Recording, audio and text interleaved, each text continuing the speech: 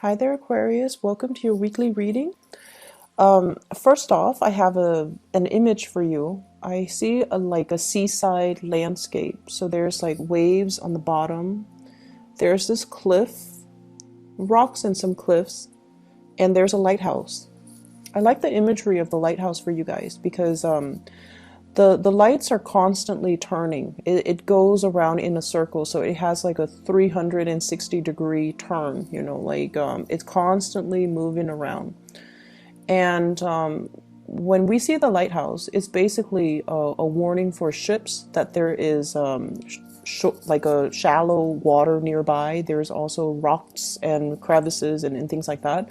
So it's a sort of like a beacon for the ships to, stay their course, to let them know as well that they're heading into land. So in a way, I feel like, this imagery is very appropriate for Aquarius because your light shines for all people. And I feel like this is one of the most honorable things, well, among many, but I feel like this is one of the best traits about you guys. You like to share your wisdom. You like to share your knowledge. You want to uplift humanity. And I feel like, even let's say if you're dealing with somebody that you hate, okay? You would never do things to sabotage them. I don't feel like that's an Aquarius thing. You might tell yourself, I don't like so-and-so, and that means you will try to steer clear of them. You won't engage them in conversation. But for whatever reason, if you pass them down the hallway and if you see tears streaming down their face and even if they're trying to hide it, you would still ask them, hey, are you okay? Is everything okay with you? Is anything wrong? Is there anything I can help you with? You would still do that. You would still do that for the other person because I feel that you understand what it means to be human. You understand what it means when we say, it's our obligation to one another as human beings. Like when I say that sentence, I feel like Aquarius people get it. And, for other signs, if they hate with a passion. And even if they see somebody that they hate with tears streaming down their face, they won't ask. They won't care. They would probably pass by and say that, oh, the other person probably deserved it. But I feel like for most of the Aquarius people, even if you hate somebody, you know that there are redeeming qualities about everybody. And so if someone is distressed, if someone is hurt, if someone is in pain, you put aside your feelings, regardless of how you feel about them. Feelings are personal and they're also very subjective, and you understand that. So the objective thing is this person is in distress. I'm going to help them. And so I feel like in a way, like that beacon of light, your light shines for everybody. It's not discriminate. It's not, reserved for specific people. It is there for the taking, and it is there to assist everybody through their journey or through a very difficult time. And so what I'm seeing here is I feel like there's somebody that is very jealous of your light, okay? I feel for some of you, this could be coworkers. And I feel like you're making great strides at work. You're responsible. You're where you need to be. You might be wearing many, many, many hats for different, for whatever reason. I feel like you're wearing many hats. One day you might be doing this, the next you're doing that, and then the next day you might be called to do something else completely different, possibly in a different place. And I feel many of you are juggling, different responsibilities, different roles, different expectations. For example, you might have, many supervisors that you report to, and each one expects different things from you. So you're juggling and you're wearing many hats, and you're doing it successfully. Like that beacon of light, people look up to you. People see you as, wow, this person is really successful. This person is very good at multitasking, and this person doesn't hog, their knowledge, or they don't even hog the limelight.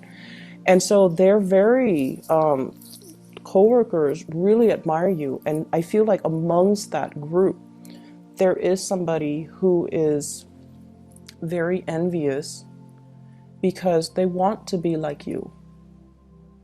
And I feel like in the past, there might have been, you know, sabotage, there might have been subversion, there might have been lots of conflict between you and this person. It's almost like, you know, they would make like offhanded remarks about the way you dress, the way you look, but they know that they could never touch the things that you do because people know that you do your work and you do it well.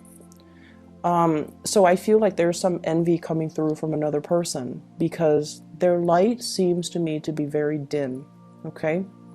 And I also feel like, you know, they might have come to you for your help as well, which makes this person a little bit devious. You know, if they benefited from your help and your assistance in the past, then why would they? I feel like that might have been the breakthrough to allow the conflict to end, because they're also seeing that you don't hold grudges, you don't discriminate, and you don't, you know, withhold information because you want them to fail.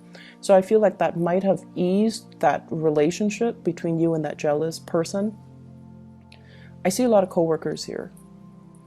And I'm seeing a relationship partner that you're dealing with who is also very, very threatened by your success, okay? In a mild way, this person feels like they look up to you and they're like, I wish I could, you know, my mind works like that. I wish, like, you know, I could see full circle around me. I wish I had the situational awareness. And I wish, like, I could be so well-rounded, because I think like, you know, the full circle, 360, it's somebody that sees all sides of a situation. And it's somebody who's very well-rounded. They know many, many things about many, many different topics. And so when they talk, they're able to incorporate a lot of different things from different areas, from different disciplines, from different from different fields to make themselves truly an expert. So I definitely feel like you're very well-rounded, and they're saying they wish they could be a little bit more well-rounded. So in a mild way, one of the person you're dealing with could be like looking up to you and feeling a little bit inadequate, okay? And then in the more extreme way, somebody that you're dealing with who you might have a crush on, who you might be in a relationship with, they want to hold you down. They want to hold you down. Your light is so bright, they feel that they might lose you. So rather than, you know, making themselves better, rather than working on self-improvement so that they can match your level, because, you know, that requires a lot of spiritual insights and self-awareness. This person is not very self-aware. They want to hold you back. And I almost feel like they're afraid that if your light shines for all, that you're going to leave them. And so they might say things to kind of undermine your intelligence. You might say, you might come up with like the most, you know, profound insight. And then rather than saying, wow, that was really insightful, they might say, but everybody knows that. They might say things to kind of undermine your confidence, undermine your intelligence. And Aquarius people do not respond well when somebody makes you feel stupid, okay? And I feel like that's what's happening here. I feel like it's a relationship partner that has really held you down, undermine your confidence, kind of chip away at your self-esteem. And I feel like getting their approval, getting their love and affection at one point meant a lot to you. But I also feel like you're starting to see the situation for what it is as well. And that's really unfortunate, because when you love, you bare your soul to the other person. So I feel like many of you put yourself out there and became very vulnerable around this person. And this person was not enlightened enough to see the situation for what it is. And they might project their insecurities onto you. So rather than making themselves better, They projected all of their insecurities onto you, and they really held you back. Being with this person really held you back in life. They, I feel like you felt like you couldn't make plans without them, and they stalled on purpose. You felt like you couldn't be a good family member. It's almost like this person was so essential and so vital. Like they're like the center of your world, and your plans were made around this person. And you might have neglected your friends, you might have neglected your family members. And I feel like you started to see the ramifications of that. I can't isolate myself because of this relationship, or this relationship really kept me isolated from the people that I love. This relationship consumed so much of my time. I had to do so much to maintain it. I had to do so much to fix the other person, or I had to do so much to fix the flare-ups in the relationship that I wasted a lot of time.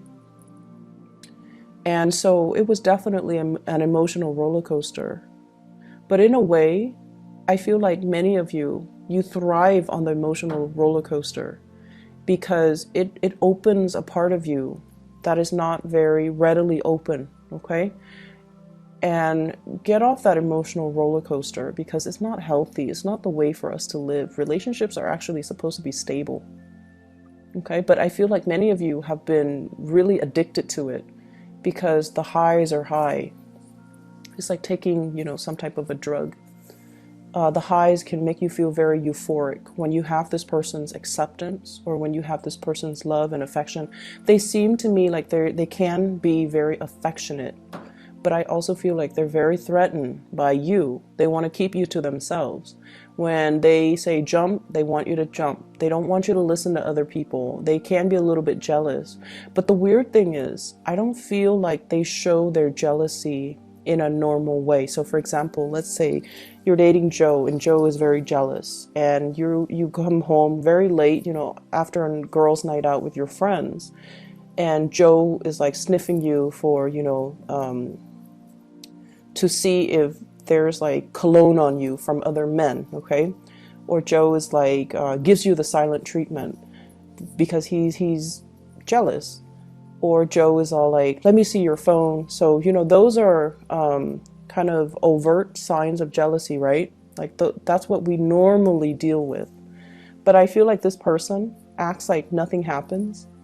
And then 3, 4, 5 days later, they're like, so, who's the new boyfriend you picked up a few days ago when you went out with your girlfriend? That's what they do. It's very, very covert, and it's like delayed response. And they had, those 3 days to kind of seethe in resentment or jealousy. And then they come back at very unexpected, inopportune times. That's what I'm sensing. And so I feel like, if somebody expresses that they're jealous right then and there, we can fix it. We can explain things. We can talk to them, and we can just kind of like alleviate the situation or nip the situation in the bud right then and there. But if they wait, when you're like busy doing other things, when you're just like, what are you talking about? When you don't even remember what happened, then it's really hard. But I feel like this is this person's tactic, and that's what they do. So there has been a lot of conflict here. We have the 5 of Swords. 5 of Swords is nasty conflict. This is like winner takes all, This is sort of like fighting dirty, saying things that hurts the other person. It's like using your weakness against you. And winner takes all. One person has all the jewels. One person has all the jewels. The other person is left with nothing. It's like there's no comeback. And there has been an end to this, because I feel like for many of you, this is a person from the past. But I also feel like it's somebody that you're dealing with presently. So it's a spectrum. The behavioral issues, it's a spectrum. In a mild way, they could be very envious, and they want to be like you, but they're not vindictive. But on the opposite end of the spectrum, on the extreme end, like I mentioned before, they could be manipulative, calculating, and vindictive, and very, very controlling. Four of Coins, refusing to let you be. They cling on to you. They hang on for dear life, and they want you to be a certain way. And when you're not a certain way, they might, withdraw their love and their affection. So I feel like there's a really strong, like, maternal, paternal vibe. And I feel like you're dealing with somebody that might be a little bit older, and there might be generational expectations of what, relationships should be. That's also something you might want to think about as well.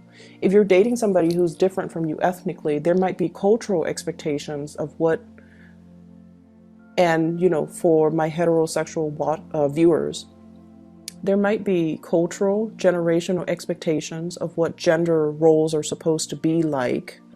Women do this, men do that. Okay, and then for those who are not in a heterosexual relationship, there might also be that cultural expectation and the generational rift regarding what is appropriate. So someone feels threatened by your light, and I just keep sensing this element about you. It's not going to get to you, Aquarius. This is you. This is the epitome of the Aquarius person. You shine your light. You have your own truths. You have your own personality. You don't deviate from what you like and what and pretend like you like something else.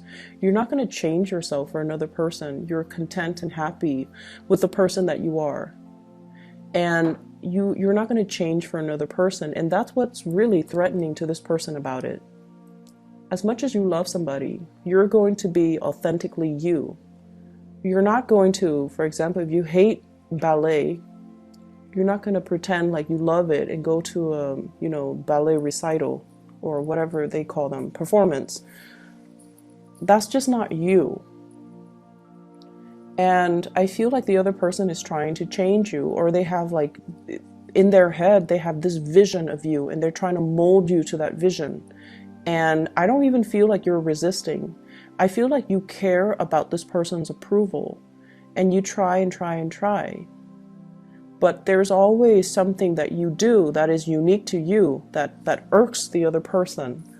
So it's like you try and you accomplish it, but then, but that's not you. So it's not going to stick if it's not you.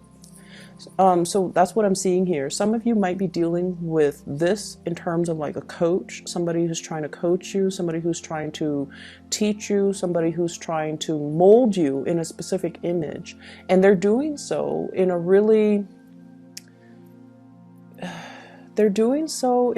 that is very difficult. And it doesn't have to be that way. It doesn't have to be rigid, and it doesn't have to be, all rules and regulations and discipline. It could be fun. It could be a little bit more, they should cater a little bit more to you. Or they should at least be a little bit versatile and not do things so much by the book, or not only have one way of doing things. They should be open to more possibilities, okay? So you're dealing with someone who's very closed off. If there is a relationship partner, they're very attracted to you. I feel fire energy. Sagittarius, Aries, or Leo. I'm also seeing a Capricorn person.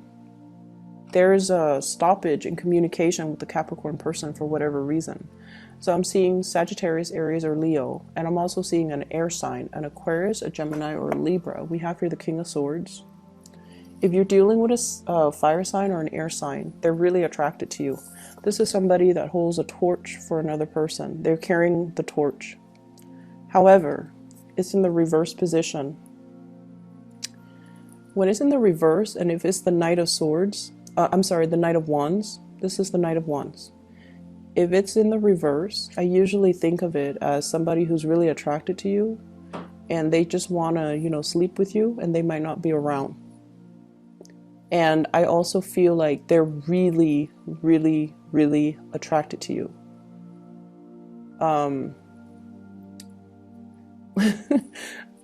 I feel like they might make jokes that are, you know, like sexually explicit jokes, or once again, there's a spectrum. It could be mild or it could be extreme.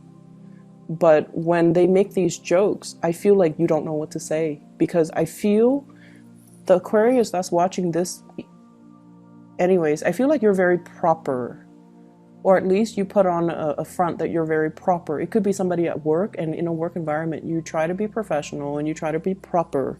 And I feel like this person might, you know, make those types of jokes. I also feel like, you know, once again, they want to be the center of your world. They don't want to, you know, share you with anybody. So they could be a little bit more on the possessive end. I see there's communication between you and this person, and I feel like the conflict, whatever conflict you've had, it has alleviated. They're coming in their sweet phase for this week. Okay, last week I feel like they were difficult. This week they're a little bit more attention seeking. They're sweeter, and so it gets your hopes up, is what I'm feeling. If it's an air sign, the conflict has ended. Okay. If it's an air sign, I feel like the conversation is a lot more cordial. The conversation as well is a lot more on the platonic front, but there's definitely some underlying things here about, you know, having two people feeling very sexually attracted to one another. The last thing I want to mention, Aquarius, is you're starting to see as well that you have been living your life as independent as you are, and as much as you claim to be very, very independent, people's opinions of you matter, okay? And there's nothing wrong with that. We all succumb to it. And I also feel like you also start to realize that even when you try to please the other person, it could be a mom, it could be a dad, it could be, you know, whoever, a love interest, a relationship partner that you didn't want to leave you. You try to please, you try to, you know, fit their mold or fit their expectations. And you start to realize that you were very, very unhappy when you did that. There's a sense of comfort when we change ourselves for the other person, right? When we try to be what the other person wants of us, there's a sense of like, there's a sense of calmness associated with it, because it shows us that, wow, I really love this person. I'm willing to change my ways in order to cater to them. There's some really deep satisfaction from it. But then over time, I feel like they come to expect more and more and more and more. Or they stop seeing you as the person that you truly are. And then it then becomes a situation where you go through like an identity crisis. And so you can't really live, you know, for other people's expectations. We can do things that we know the other person would like, but we really can't change ourselves, okay? Because your light shines strong, and I don't feel like anybody can really detract you from that. I'm also seeing as well, you know, one last thing before we go. So the fact that the lighthouse, it spins, right? Like the light in the lighthouse, it spins. There could be blind spots that you're overlooking regarding a person. So I want you to be a little bit careful about that. There could also be blind spots in your knowledge, okay? So knowledge gaps. If you are aware of these things, it's really important to fill in those holes. Fill in those holes when it comes to knowledge gap. Try to, you know, look both ways so that you're not, to avoid the effects of blind spots, okay? There might be other things that you're not seeing in particular about a person, but I honestly feel like, you know, things are going to be coming to light, okay? Once again, if you're dealing with somebody, I feel like it's on a spectrum, okay? It's not as severe as the opposite ends, although some of you might be dealing with that. And then others of you, there's like that mild, you know, control issues when it comes to another person, but there is a spectrum that I'm seeing here, and I feel that the spectrum that I'm looking at here is somebody who could be mild to moderately controlling. So just be careful about that, and you know, don't try to overlook these things because of how you feel about the other person. All right. I hope the reading resonates. I hope it is helpful for you, and I wish you all the best. Okay. I'll see you guys in about a week or so. Take care.